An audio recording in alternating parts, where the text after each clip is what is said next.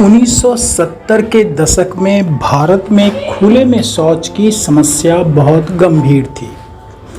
गंदगी, बीमारियां और सामाजिक भेदभाव, खासकर मैला ढोने की प्रथा, समाज के लिए बड़ी चुनौती थी। ऐसे समय में एक महान शख्सियत, स्वच्छता के प्रणेता, समाज सुधारक डॉक्टर बिंदेश्वर पाठक ने इस समस्या को जड़ से खत्म करने का संकल्प लिया और सुलभ इंटरनेशनल की स्थापना की।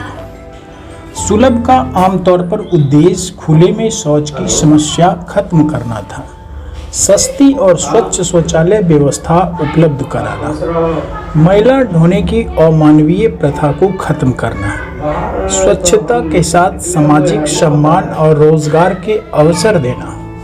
दरअसल सुलभ ने 2 गड्ढा यानी कि ट्विन फीट शौचालय तकनीक विकसित की, जो कम पानी में काम करती है और कम खर्चीली है। इस मॉडल ने गांवों और शहरों में लाखों शौचालय बनवाने में मदद की। इसके अलावा पे एंड यूज सार्वजनिक शौचालयों की भी शुरुआत सुलभ ने की, जिससे लोग मामूली शुल्क देकर साफ सुथरे शौचालय का उपयोग कर सके। इससे हजारों महिलाओं और पुरुषों को मैला ढोने की प्रथा से मुक्ति मिली। उन्हें शिक्षा, प्रशिक्षण और रोजगार के नए अवसर दिए गए। स्वच्छता के प्रति जागरूकता बढ़ी। भारत के कई राज्यों में लाखों शौचालयों का निर्माण हुआ। सुलभ इंटरनेशनल की कहानी केवल शौचालय बनाने की नहीं है, बल्कि यह सम्मान, स्वच्छता और सामाजिक समानता की कहानी है। यह संस्था दिखाती है कि एक व्यक्ति का संकल्प पूरे समाज में बड़ा परिवर्तन ला सकता है। एक व्यक्ति का संकल्प, दृढ़ विश्वास, समाज की पीड़ा समझने की बोध, एक व्यक्ति का अथक प्रयास लाखों लोगों के जीवन में परिवर्तन ला दिया। अपनी सोच, अपना अथक प्रयास, काम के प्रति निष्ठा एक व्यक्ति को उच्च शिखर पर पहुंचा सकता है। कहीं ना कहीं समाज के प्रति डॉक्टर बिंदेश्वर पाठक जी का अथाह प्रेम दिखाई देता है।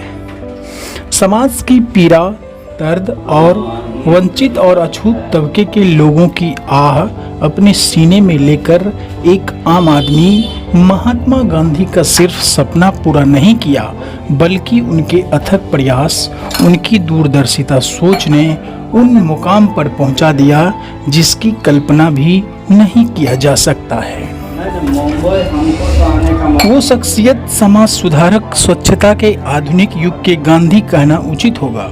वो और कोई नहीं बल्कि समाज सुधारक डॉक्टर बिंदेश्वर पाठक जी थे।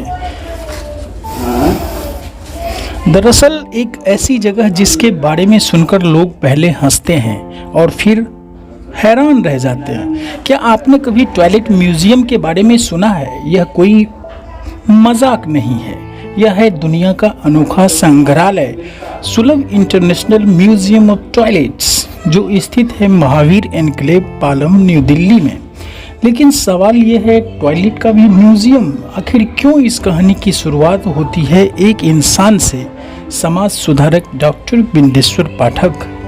जब उन्होंने समाज में गंदगी, बीमारियां और अपमान को करीब से देखा, तो उन्होंने एक मिशन शुरू किया जिसका नाम था सुलभ इंटरनेशनल। लेकिन सिर्फ शौचालय बनाना ही उनका लक्ष्य नहीं था। वे चाहते थे कि लोग समझें स्वच्छता का इतिहास भी उतना ही महत्वपूर्ण है जितना उसका वर्तमान। जैसे ही आप इस म्यूजियम के अंदर कदम रखते हैं, आप 2500 साल पीछे चले जाते हैं। यहाँ रखे हैं प्राचीन रोमन साम्राज्य के सामूहिक शौचालय, राजाओं के लिए बनाए गए सोने के कमोड, मध्यकालीन यूरोप के अजीब और डरावनी डिजाइन। कुछ टॉयलेट इतने विचित्र हैं कि आप सोचेंगे क्या लोग सच में इनका इस्तेमाल करते थे। सबसे चौंकाने वाली बात, इतिहास में शौचालय सिर्फ सुविधा नहीं थे, वे समाज की हैसियत और वर्ग को दिखाते थे। गरीबों के लिए अलग, अमीरों के लिए अलग, और यहीं से शुरू होती है असली कहानी सम्मान और बराबरी की। आज जिस चीज को हम आम समझते हैं वह कभी एक सपना थी। इस म्यूजियम की हर दीवार कहती है सभ्यता की असली पहचान उसकी स्वच्छता से होती है। तो अगली बार जब आप शौचालय का उपयोग करें, एक पल के लिए जरा सोचिए, यह सुविधा हमें कितनी लंबी यात्रा के बाद मिली है। यहाँ आपको हड़प्पा सभ्यता और सिंधु घाटी के सभ्यता के समय बने शौचालय देखने को मिलेंगे। यह म्यूजियम विश्व के सबसे अनोखा और विचित्र संग्रहालयों में से एक है। इसे दुनिया के सबसे अजीबोगरीब संग्रहालयों की सूची में शामिल किया गया है, जो केवल मनोरंजन नहीं बल्कि ज्ञानवर्धक भी है। डॉक्टर बिंदेश्वर पाठक एक शख्सियत, एक समाज सुधारक हैं जिन्होंने स्वच्छता के क्षेत्र में अभूतपूर्व उनका योगदान है, जिनके कल्याणकारी कार्यों से प्रभावित होकर 1991 में भारत सरकार ने उन्हें पद्म भूषण से अलंकृत किया और स्टॉकहोम इंटरनेशनल वाटर इंस्टीट्यूट ने सन 2009 में उन्हें स्टॉकहोम वाटर प्राइज से सम्मानित किया। हालांकि जल क्षेत्र में यह पुरस्कार नोबेल पुरस्कार की बराबरी का दर्जा रखता है। यह विराट व्यक्तित्व डॉक्टर बिंदेश्वर पाठक जी सुलभ चेतना का ही परिणाम है। न्यूयॉर्क शहर के मेयर ने न सिर्फ डॉक्टर बिंदेश्वर पाठक जी को सम्मानित किया, बल्कि 14 अप्रैल 2016 को डॉक्टर बिंदेश्वर पाठक दिवस घोषित कर दिया। साल 1970 का समय था। भारत के कई गांवों और कस्बों में सुबह की पहली किरण के साथ लोग खुले में मैदानों की ओर जाते थे। लोग गांवों कस्बों में खुले में शौच करने जाते थे। यह सिर्फ उन लोगों की आदतन नहीं बल्कि मजबूरी थी। गंदगी, बीमारियां और अपमान, यही उनकी किस्मत बन चुकी थी। इन्हीं हालातों के बीच एक युवा समाजसेवी, स्वच्छता के क्षेत्र में अलख जगाने वाले बहुआयामी व्यक्तित्व के धनी समाज सुधारक डॉक्टर बिंदेश्वर पाठक, जो आज के समय में किसी परिचय की मोहताज नहीं है। डॉक्टर बिंदेश्वर पाठक जी ने समाज में रहकर समाज की समस्या को बड़ी बारीकी से समझा। उन्होंने समाज में ऐसी सच्चाई देखी जिसने उनकी आत्मा को झकझोर दिया। उन्होंने उन महिलाओं को देखा जो मैला ढोने की अमानवीय प्रथा से जकड़ी हुई थी।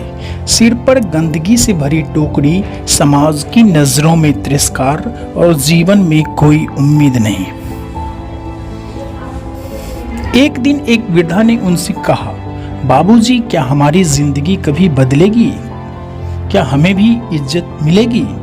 यह सवाल सिर्फ शब्द नहीं था, वह एक कराह थी अछूतों की, गरीब तबके के लोगों की एक दर्द थी, एक पीड़ा थी, यानी कि सदियों की दर्द की पीड़ा थी उन अछूत और वंचित वर्गों के लोगों की जो कहीं ना कहीं मैला ढोने की प्रथा से पीड़ित था। उसी दिन डॉक्टर बिंदेश्वर पाठक ने ठान लिया कि वे इस अन्याय को खत्म करेंगे। उन्होंने सुलभ इंटरनेशनल की स्थापना की।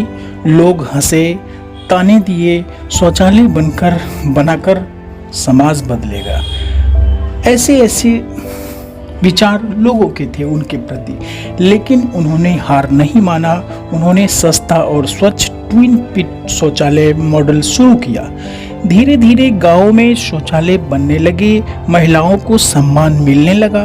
मैला ढोने वाली हजारों महिलाओं को नई जिंदगी मिली, शिक्षा, प्रशिक्षण और रोजगार। एक समय जो महिलाएं सिर झुकाकर चलती थी, अब विश्वास से मुस्कुराने लगी। उनके बच्चे स्कूल जाना शुरू किया।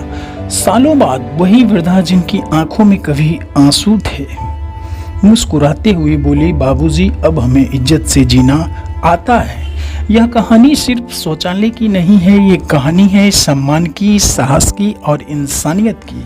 और यह याद दिलाती है कि जब एक दूसरे का दर्द अपना बना लें तो यह समाज सचमुच बदल सकता है। इन सब के पीछे जो सोच है, जो शक्ति है, जो संकल्प है, उसी महान व्यक्तित्व का नाम है डॉक्टर विंदेश्वर पाठक।